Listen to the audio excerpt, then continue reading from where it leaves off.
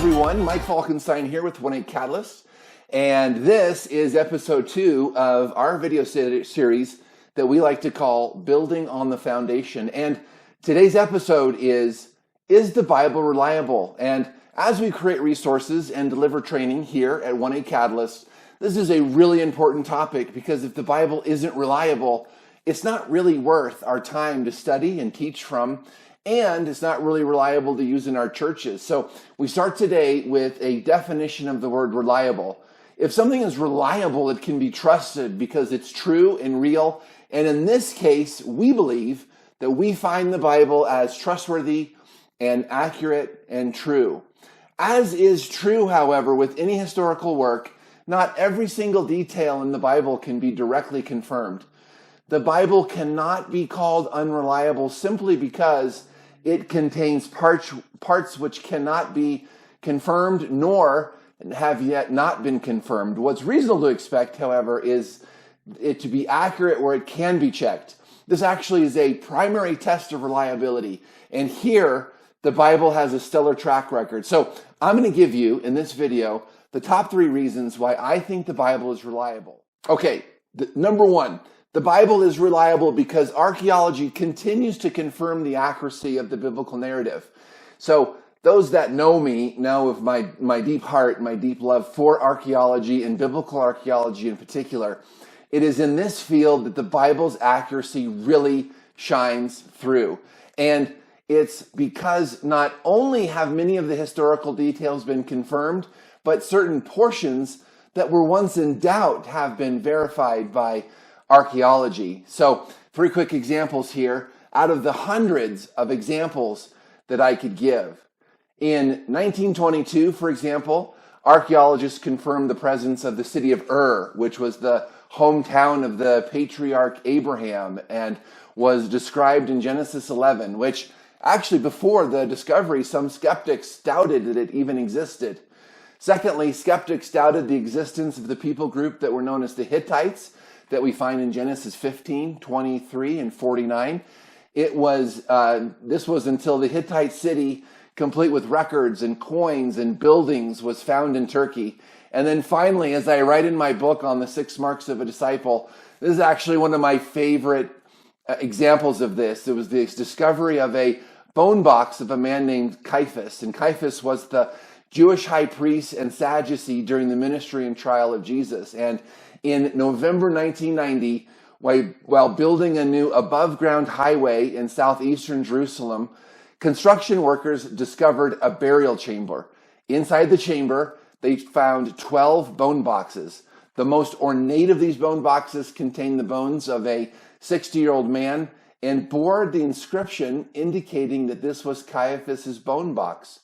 After much testing on the bone box itself and the bones found inside, archaeologists determined that this really was Caiaphas's bone box, and as such, it is the first human remains found of a person referenced in the Bible. And we find over and over again that archaeology continues to confirm the biblical story, which gives the Bible reliability. Okay, reason number 2, I think the Bible is reliable. Not only does the archaeology match, but the cities and their society matches not only what archaeological finds are telling us, but many of these cities in the Bible, you can still go visit them today. And when it comes to reliability, an ancient text really does need to tell the truth. When we try to determine the reliability of the Bible, we can actually contrast that with what we find in the Book of Mormon and its unreliability. You know, the Book of Mormon is unreliable, at least in part, because we can't find any of the cities today that are mentioned in the Book of Mormon.